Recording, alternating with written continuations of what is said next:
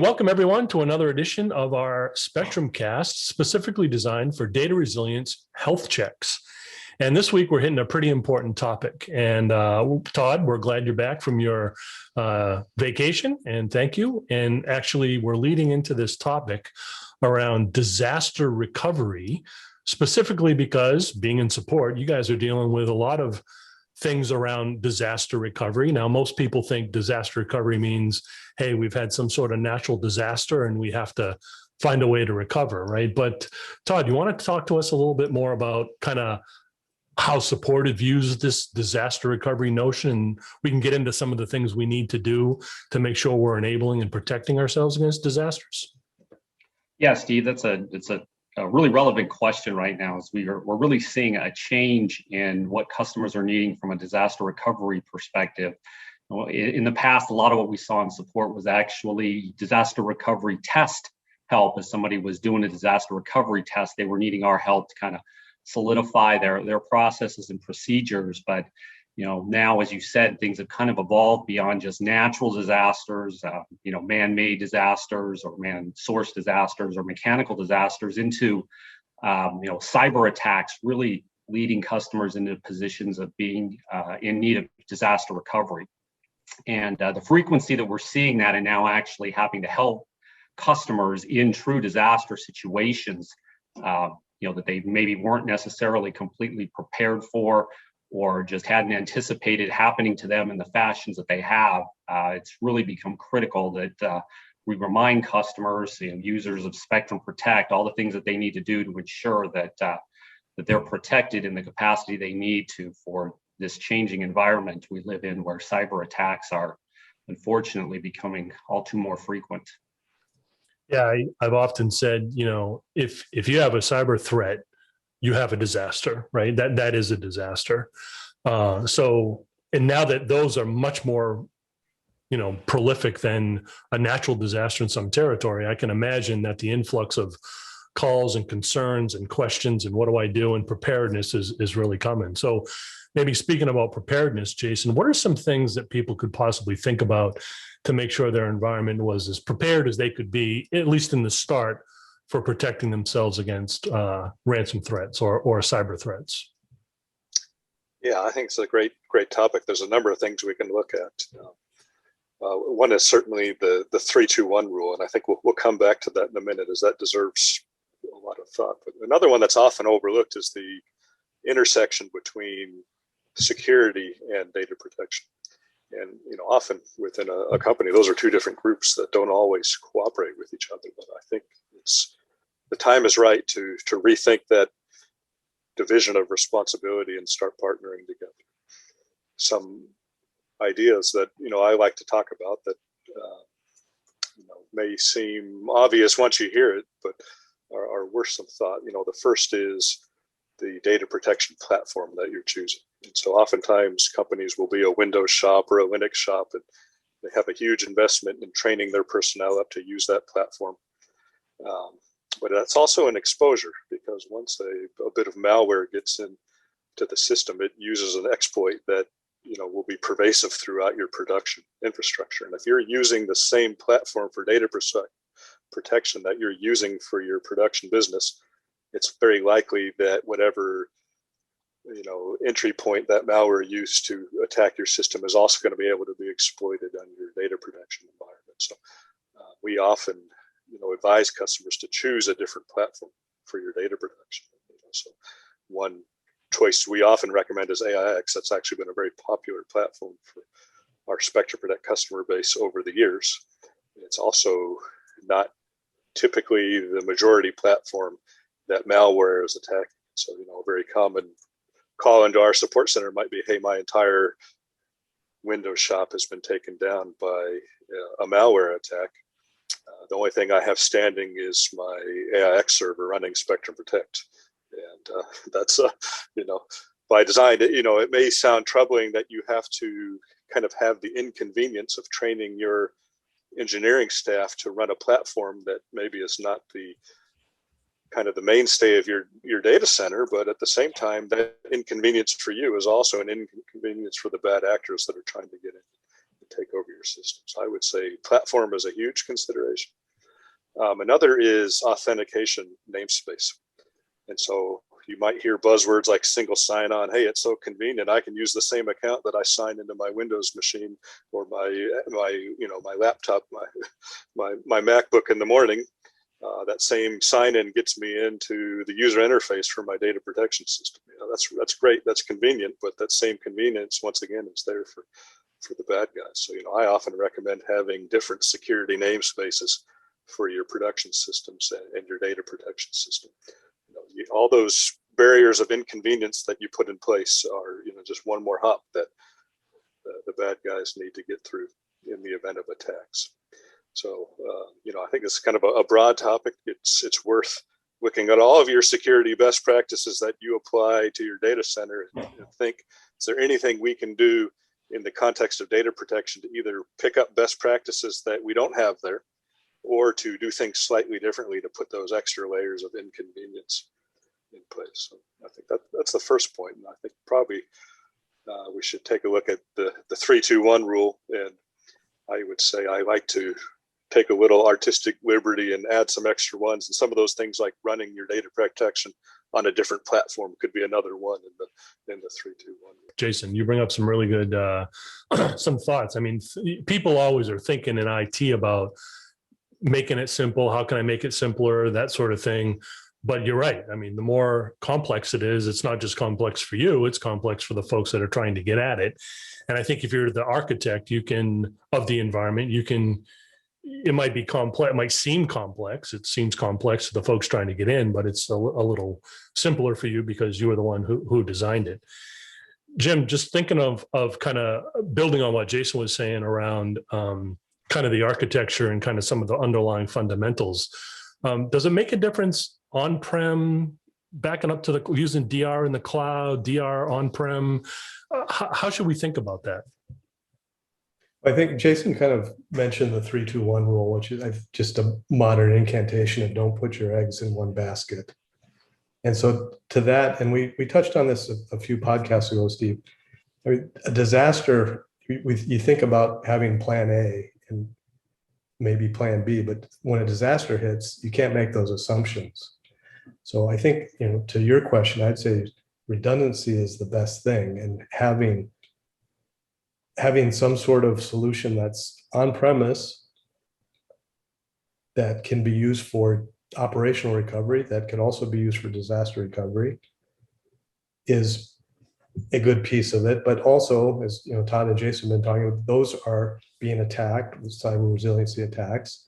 So you also need that copy in the cloud as well, which could also be open to its own type of disaster, right? So the point is, we should be thinking of it all kind of as, how much redundancy can we afford to put in the system versus what are we willing to risk as far as a type of disaster we're willing to take or prepare for. And we've alluded to the 3-2-1-1 a couple of times. So let's just kind of spell it out. And we all kind of have a loose interpretation of it, right? It's 3 copies of your data. And that doesn't necessarily mean 3 backup copies. It's your primary copy and a couple of backup copies. 2 media types, 1 off-site and 1 offline is kind of how we like to think about it. But I don't know, Todd, do you have any other spin on, or maybe another one, as Jason likes to mention, about things to think about when keeping your data in those places to be as safe as possible? Well, I think like both Jason and Jim had mentioned, right, redundancy is the key. And, a lot of times that comes down to the resources you have at hand, but really being able to have data that's air-gapped, off-site, offline. All those, there's granularities to the differences between all those. And just understanding, what you might have, what you have access to in order to facilitate having those different levels of ability to have your data protected in those just different capacities. Obviously, having all your stuff on site, on disk, now you're exposed to cyber attacks, at a significant level versus having things that are stored in a different location that's maybe air-gapped or just offline from a perspective of not being vulnerable to the same ability of those, the cyber attacks to reach out to them. I know Jason mentioned running on different OSs for certainly Spectrum Protect helps navigate some of that.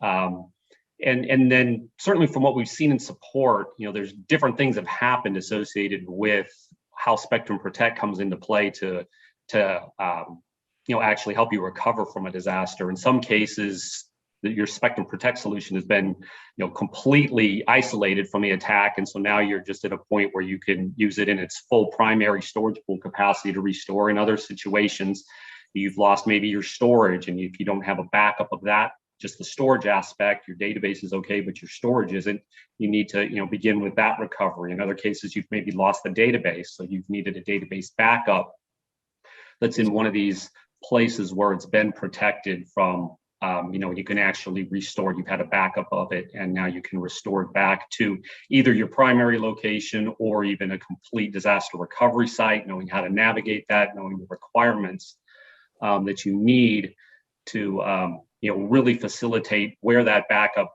or where that disaster recovery point is going to come from. Understanding all of those things and recognizing all the different levels you could plan for. Spectrum Protect just gives you so many different options, from just the basic disaster recovery with database backups and storage pool backups to replication, copying, tearing the tape, and different things like that, depending upon the type of storage that you've deployed in your Spectrum Protect solution. Thanks, Todd. I think we'd all agree, and we've all been proponents of this on multiple podcasts, that in order to make sure that you're properly protected and doing the right things, there's no way you can ever really know until you've done a test, you've seen where you failed, you fixed that test, you kind of go through the iterations and you kind of get it so that you feel comfortable no matter what happens. And I believe in a cyber threat or a cyber attack, right? It's the pressure is going to really be on, because who knows what that disaster looks like, so to speak, right? Is it leaking your information on the dark web? Is it, what is it? And obviously time to recovery becomes critical. So the less human error you have, which you can only really get rid of with practicing, is really, really important. But let's say we all know that not everybody that practices as much as they should. Jim or Jason, some things that folks can look at to see that they've got data in the opposite, or not in the opposite, but in their disaster location, so they feel protected. Are there some tools that you can use to make sure of that? Yeah, absolutely. I think we can tie this back to our earlier conversation on the wheel of life. And you have several hops along the way. You take your primary backup copy.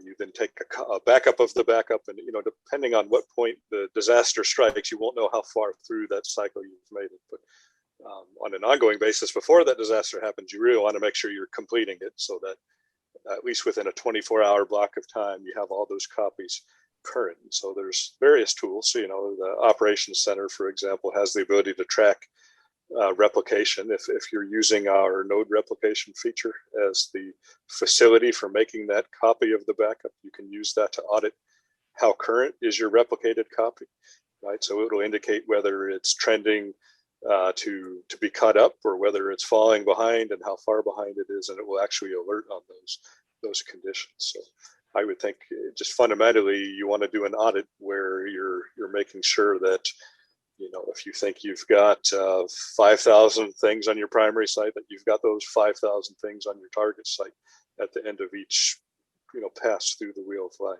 So I think that's kind of the important trust but verify approach to it. Any things to think about? I think we're seeing an industry kind of start up around disaster recovery as a service. I mean, I know IBM has had one for a long time, but we've been helping enterprises for decades really deal with a lot of different things, and that's always been core part of our business.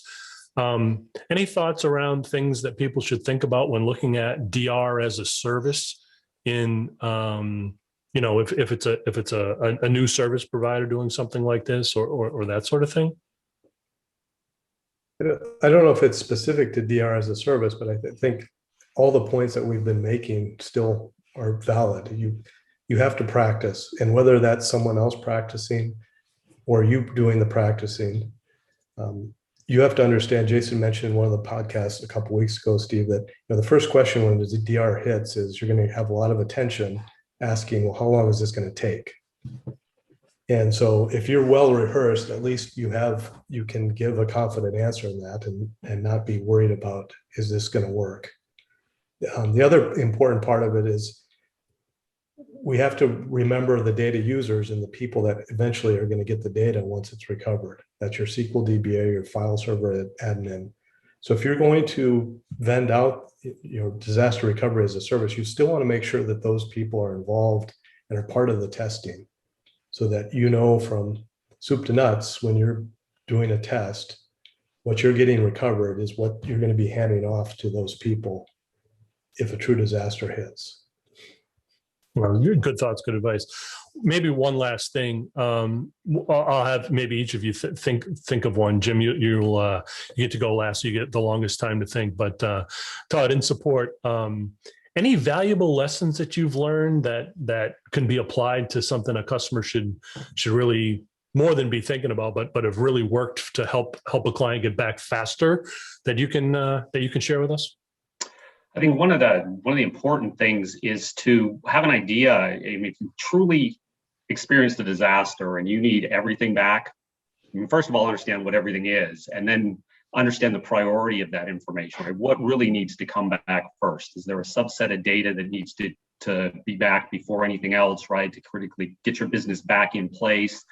Where is that? And make sure that you understand what you have to go after first, where that data is, and prioritize. A lot of times when you just need everything back, the number of resources you have to work on that, or the bandwidth you might have to actually start to bring that back, becomes a key factor. So understanding which pieces are business essential, maybe which ones can you do simultaneously because they're in different areas, maybe across different networks or things like that, and how you can do some things in parallel that aren't interacting with one another in a way that causes you to lose performance. Understanding your true SLAs in these areas, I think, is critical. And then that just gets back to testing this stuff, do the dry runs, understand the different levels at which you can recover things, whether you could just do it directly from a replicated server, or whether you need to, in Spectrum Protect's case, come back to your primary site, restore a few things there, and then you've got the on-site ability to bring things back immediately versus from some off-site location that might take a little bit longer. Great. Jason, how about on your side? Any things that have popped up for you? Yeah, I would say one fundamental aspect of being prepared is actually having a plan that's written and very detailed on who's doing what. Likely you have one, and I'd like to just say in this modern era of cyber threats becoming really the source of many of these disasters, it's time to dust that plan off and rework parts of it. And as one obvious point, the plan used to be geared towards getting you recovered to your most recent backup. And it's quite common now, actually, that most recent backup is not viable for one of many reasons. And one of those that everyone should be aware of as part of the breach and what the bad actors are doing is contaminating your backups. One of their goals is to make it so you can't recover, so that that their attack on you is effective. And so it may be that they've been in your systems for a while, disabling backups, doing other things that have made it so you're not going to be able to go to that most recent time. So there's a couple of implications there. One is, once the clock starts ticking, one of those early on steps is to identify what's the clean point in time we can recover to, and that's not always obvious, but implicit in there is your clock's ticking, and if that circle of life is running, you're still deleting old backup copies if you don't change it. So step one in the plan really should be suspend all backup deletions, right? You don't want, while we just spent a whole session telling you how important it is to keep that reservoir from flooding the village, there's times where you need to say, hey, we've got to stop the deletions. This is an emergency now. And so what does it take to stop it? Who's responsible for it? But also, ahead of the disaster, that brings in, what's your retention policy? You might have a 30-day retention policy. Is that enough in the modern age? Are you really going to detect that someone's in your systems destroying your business? They might take months leading up to that. It's not an overnight thing. So we have new features such as retention sets, where you can take a point in time snapshot of of your backup state and either hold it in place or make copies to other media, those would be very useful for giving you an extra layer of protection here. So I guess my point is the disaster plan you may have put together 10 years ago needs some rethinking in the modern era. Good advice. Good advice. And we've talked about it a few times, and I don't know if people have kind of picked up on it, but communication in a world like this is key, right? Making sure everybody knows what they're doing.